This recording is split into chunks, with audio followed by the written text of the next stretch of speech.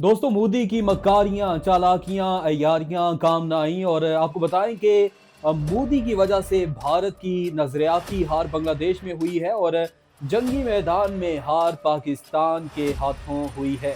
बांग्लादेश में इलेक्शन के बाद आपको बताएं कि तारिक रहमान जो बीएनपी के नामजद उम्मीदवार थे वज़ारत उज़्मा के, वो और उन्होंने हलफ उठा लिया है और 17 साल की जलावतनी काटने के बाद उनको इक़्तिदार मिल गया है।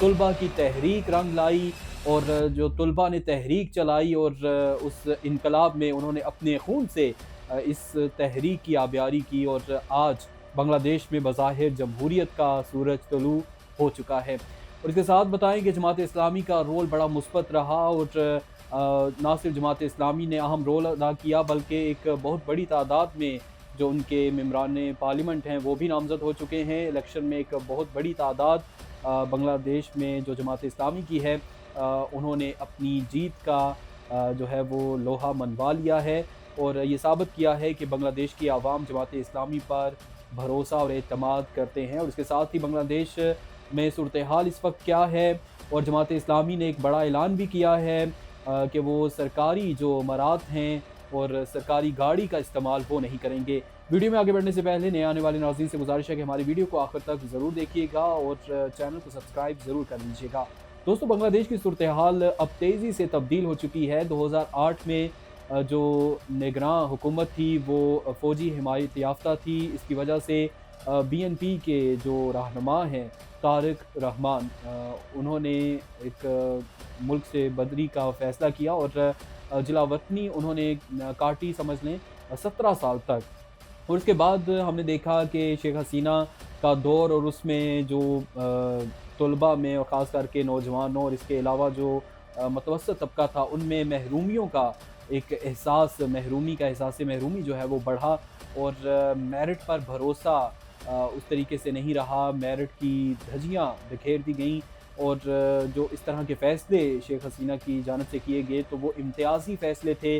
सियासी जमातों को दबा कर रखा गया, रहनुमाओं को, जो अपोज़िशन रहनुमा थे उनको जेल में डाला गया, काल कोठरी में डाला गया और कई रहनुमा जो अब रिहा हुए हैं वो तो यहाँ तक भी दावा कर रहे हैं कि उन्होंने मुद्दतों गुज़र गईं, सूरज नहीं देखा था। तो ये सूरत हाल थी, इंसानी हकूक़ की जो पामालियाँ थी वो हो रही थी और बिलाखिर एक जमहूरियत और उम्मीद की जो किरण है वो रोशन हो चुकी है और जमहूरियत का सूरज बज़ाहिर अब लग रहा है कि तुलू होने जा रहा है। बज़ाहिर का लफ्ज़ मैं इसलिए इस्तेमाल कर रहा हूँ कि एक इनकलाब के बाद ये पहली हुकूमत है, तो बहुत सी उम्मीदें वाबस्ता हैं। तो अब ये देखना होगा कि तारिक रहमान कैसा जो तर्ज़ हुकूमत है वो अपनाते हैं। और इसके साथ आपको बताएँ कि तकरीब जो हलफ बर्दारी हुई इसमें पाकिस्तान को भी मदऊ किया गया था, पाकिस्तान के वज़ीर-ए-आज़म को मदऊ किया गया था, लेकिन वज़ीर-ए-आज़म जो है वो अपनी मसरूफ़ियात की वजह से वो ना जा सके और पाकिस्तान की नुमाइंदगी जो है वो एहसन इकबाल ने की, जो कि वफ़ाकी वज़ीर हैं मनसूबाबंदी और तरक्की के। तो इसके साथ-साथ एक बड़ा मुस्बत पैगाम गया हलफ बर्दारी की तकरीब में भी। हम अगर देखें तो तारिक रहमान की शख्सियत को अगर देखा जाए तो वो उन्होंने पहले ही कह दिया है कि सबसे पहले बांग्लादेश है। यानी वो जो अपने कौमी फ़ैसले हैं वो बांग्लादेश को मद्देनज़र रखते हुए करेंगे। कुछ सहाफ़ी जो हैं वो ये भी सवाल कर रहे थे उनसे कि आप दिल्ली और इस्लामाबाद को किस तरह से देखते हैं और ताल्लुकात आगे चल के किस तरफ जाएँगे। तो उन्होंने इस पे बड़ा एक नपा-तुला सा जवाब दिया। और बांग्लादेश के साथ अगर हम ताल्लुकात को देखें तो नज़रियात के हवाले से भारत की, और बल्कि यूँ कहना चाहिए कि मोदी की हार हुई है नज़रियाती तौर पर। जो उसकी एक बहुत बड़ी इन्वेस्टमेंट थी शेख हसीना के साथ और एक नज़रियाती वाबस्तगियाँ और पाकिस्तान को जिस तरीके से उन्होंने बिल्कुल एक साइड लाइन किया और ताल्लुकात में शेख हसीना ने भारत के साथ पींगें बढ़ाईं, तो अब उसका जो है वो ख़ात्मा हो चुका है। और बीएनपी के साथ भी बड़ा ज़ुल्म किया शेख हसीना ने। तो अब ये देखना होगा कि हवालगी का मुतालबा भी क्या तारिक रहमान करेंगे, इंडिया से शेख हसीना की हवालगी का मुतालबा करेंगे और वो ताकि जो केसेस हैं उनका सामना कर सकें बांग्लादेश में। तो ये भी एक बड़ा अहम नुक्ता होगा।